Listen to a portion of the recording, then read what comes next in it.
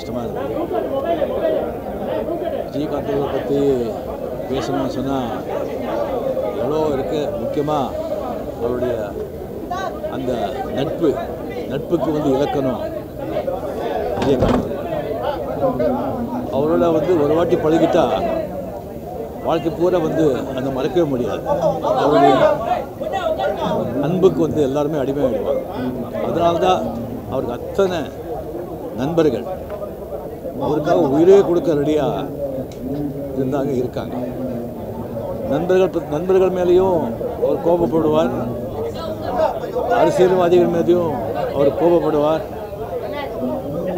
ஏன் ஊடகம் இந்த மேலேயும் கோபப்படுவார். ஆனால் யாருக்கும் அவங்க மேலே கோபம் வராது. ஏன்னு சொன்னால் இந்த விஜயகாந்த் அவருடைய கோபத்துக்கு பின்னால் ஒரு நியாயமான காரணம் இருக்கும். சுயநலம் இருக்காது, ஒரு அன்பு இருக்கும். அவர் வந்து ஒரு தைரியத்துக்கும் வீரத்துக்கும் இலக்கமானவர். அவர்கிட்ட பழகினவருக்கு வந்து எல்லாருக்குமே அவரை பற்றி சொல்கிறதுக்கு எவ்வளவோ வந்து நினைவுகள் இருக்கும். எனக்கு வந்து எவ்வளவோ இருக்காது. ஒரு ரெண்டு முக்கியமானது, எனக்கு உடம்பு ரொம்ப சரியில்லாமல் ராமச்சந்திரா மெடிக்கல் ஹாஸ்பிட்டலில் நான் வந்து சுயநலம் இல்லாமல் அங்கே இருக்கும்போது நிறைய பேர், மீடியா, ரசிகர்கள், மக்கள் எல்லாருமே வந்து அங்கே ரொம்ப தொந்தரவாக இருந்தது. கண்ட்ரோலே பண்ண முடியல. அப்போ விஜயகாந்த் அங்கே வந்துட்டு ஒரு 5 நிமிஷத்தில் அது என்ன பண்ணாலும் தெரியாது, எல்லாரையும் வந்து அங்கேருந்து சொல்லி கிளியர் பண்ணி வீட்டில் வந்துட்டு என் ரூம் பக்கத்துலேயே எங்கள் ரூம் போடுங்க, யார் வராங்க நான் பார்க்கலாம், நான் பார்த்துக்கிறேன் அண்ணன்னு சொன்னாங்க. அது வந்து குடும்பத்தார் வந்து மறக்கவே முடியாது. அதே மாதிரி ஒரு வாட்டி சிங்கப்பூர், மலேசியா ஷோக்கான நடிகர் சங்கம் ஷோக்காக போகும்போது மலேசியாவில் வந்துட்டு எல்லாம் முடிச்சுட்டு வரும்போது நான் எல்லாம் பஸ்ஸில் ஏறிட்டாங்க. நான் வந்து கொஞ்சம் வரும்போது கொஞ்சம் நேரமாச்சு. ரசிகர்கள் அவங்க எல்லாமே ரொம்ப சூழ்ந்துட்டாங்க. மீடியா எல்லாமே வரவே முடியல.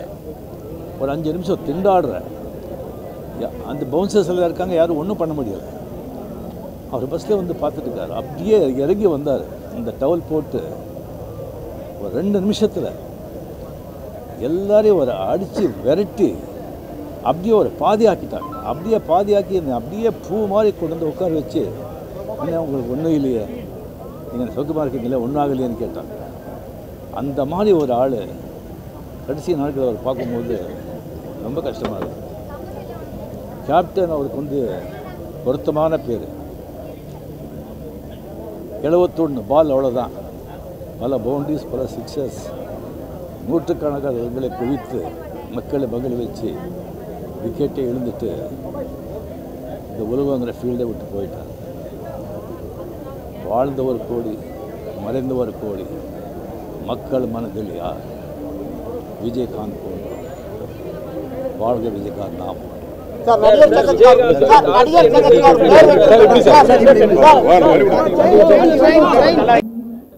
மரியாதைக்குரிய புரட்சி கலைஞர், கேப்டன், தேமுதிக கட்சி தலைவர், இன்னும் நிறைய விஷயங்கள் சொல்லிகிட்டே போகலாம். அப்படிப்பட்ட விஜயகாந்த் அவர்கள் வந்து சரித்திரம் படைத்த சகாப்தமான அவர் கூட ஆரம்ப காலத்தில் அவர் வாய்ப்பு தேடுற காலத்துலேருந்து எனக்கு அவரை நல்லா பழக்கம். அதுக்கப்புறமா சினிமாலேயும் வந்து அவர் கொஞ்சம் கொஞ்சமாக வளர்ந்து ஒரு இமாலய சாதனை படைத்தார். அதே மாதிரி அரசியலையும் வந்து ஒரு பெரிய லெவலுக்கு வந்து இது பண்ணார். உடல்நல குறைவு மட்டும் இல்லை அப்படின்னு சொன்னோம்னா இன்னும் கூட அரசியலில் பல சாதனைகளை அவனால் படைச்சிருக்க முடியும். அவரை பற்றி சுருக்கமாக ஒன்று சொல்லலாம். என்னென்னா, அடுத்தவங்களுக்கு உதவுற விதத்தில் வந்து அவரை கருப்பு எம்ஜிஆர்னு சொல்லுவாங்க. அதை நான் வந்து கண்கூடாகவே பார்த்துருக்கேன். புரட்சி தலைவர் எப்படி அவருடைய ஃபோட்டோக்களை எப்போ பார்த்தாலும் திரும்ப பார்த்துட்டே இருக்கலாம்னு தோணுமோ, அந்த மாதிரி நண்பர் விஜயகாந்த் அவர்களுடைய வாழ்க்கையில் அவருடைய என்னென்ன நடந்தது, யாருக்கு எப்படியெல்லாம் உதவி பண்ணாங்க, எப்படியெல்லாம் அவர் இது பண்ணார் அப்படிங்கிறத எவ்வளோ பேசினாலும் கேட்டுக்கிட்டே இருக்கலாம் அப்படிங்கிற அளவுக்கு அவர் வாழ்க்கை இருந்திருக்கு. சினிமாவுக்கு வர்றவங்க எத்தனையோ விஷயங்கள் எல்லாருமே அவர்கிட்ட கற்றுக்கிறதுக்கான ஒரு வாய்ப்பு. அவருடைய ரசிகமன்ற தொண்டர்கள், ரசிகமன்ற நண்பர்கள் யாரும் எல்லாத்துக்கும் எப்படி ஆறுதல் சொல்கிறது இல்லை. ஆனால் அந்த அளவுக்கு எல்லோரும் கதறி எழுதிட்டு இருக்காங்க. ஸோ அவங்களுக்கும் குடும்பத்தாருக்கும் எல்லாத்துக்கும் என்னுடைய என் குடும்ப சார்பாக வாழ்ந்த இரங்கலை தெரிவிச்சுக்கிறோம். ஸோ சினிமா இருக்கிற வரைக்கும் அவருடைய பெயர் வந்துக்கிட்டே இருக்கும். அது மட்டும் இல்லாமல் நல்ல மனிதருங்கிற பெயர் என்னன்னைக்கு எல்லாராலையும் பேசப்பட்டுக்கிட்டே இருக்கும். அவருடைய இழப்புக்கு எந்த விதத்திலையும் ஈடு செய்ய முடியல. மனசுக்கு ரொம்ப கஷ்டமாக இருக்குது.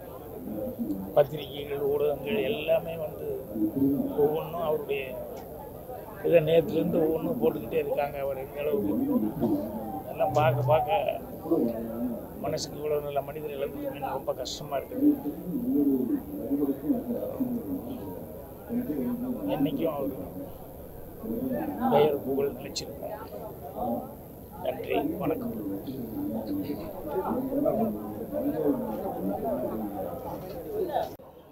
விஜயகாந்த் சார் பொறுத்த வரைக்கும் எங்கள் வீட்டில் ஒருத்தர் நாங்கள் இழந்த மாதிரி ஒரு ஃபீலிங் இருக்குது. நாங்கள் எப்போவுமே ஒரு ஷூட்டிங் ஸ்பாட்டில் இருக்கும்போது சரி, கொஞ்ச நாளைக்கு அவர் வீட்டில் எதிரில் ஒரு வீட்டில் இருந்திருக்கேன், சாலி கிராமத்தில். அங்கே இருக்கும்போது சரி, ஒரு பாதுகாப்பான ஃபீலிங் இருக்கும்.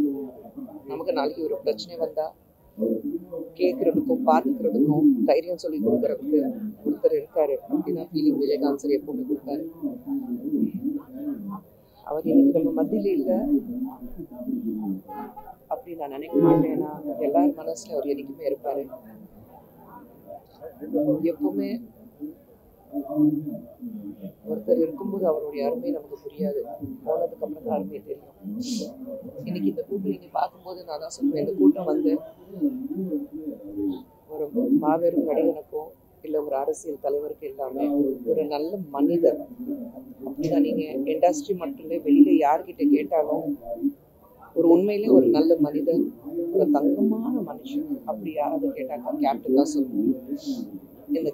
இந்த கூட்டம் வந்து அந்த கேப்டனுக்கு, அந்த ஒரு தங்கமான மனுஷனுக்கு தான் இந்த கூட்டம் வந்திருக்கு. இங்க விடுற ஒவ்வொரு கண்ணீரும் வந்து உள் மனசுல இருந்து விடுற கண்ணீர். ஏன்னா அப்படிப்பட்டவர் யாருக்கு எந்த பிரச்சனை இருந்தாலும், அது சினிமா இண்டஸ்ட்ரி இருக்கட்டும் இல்லை வெளியில பொதுமக்கள் இருக்கட்டும், அதை இறங்கி அவங்களுக்கு பிரச்சனையை தன்னுடைய பிரச்சனை ஆக்கி அந்த பிரச்சனை தீர்க்க வைக்கிற வரைக்கும் நிம்மதியா இருக்க மாட்டாரு. ரொம்ப பர்சனல் லாஸா இருக்கு எனக்கு இது. நான் சினிமா மட்டும் இல்லை, அவர் நடிகர் சங்கத்துடைய தலைவர் இருக்கும்போது அவர் கூட நான் வேலை பார்த்துருக்கேன். ஒரு எக்ஸிக்யூட்டிவ் கமிட்டி மெம்பராக இருக்கும்போது அவர் எப்படி ஒரு சின்ன ஈகோ கூட இருக்காது. அந்த ஈகோ இல்லாம எனக்கு வேலை முடியணும் அவ்வளோதான், அப்படிதான் அவர் இருப்பாரு. அவர்கிட்ட பல விஷயங்கள் நான் கற்றுக்கிட்டேன், தைரியம் கற்றுக்கிட்டேன், உண்மை பேசுறது கற்றுக்கிட்டேன், நிறைய விஷயங்கள் அவர்கிட்ட வந்து நான் கற்றுக்கிட்டேன்.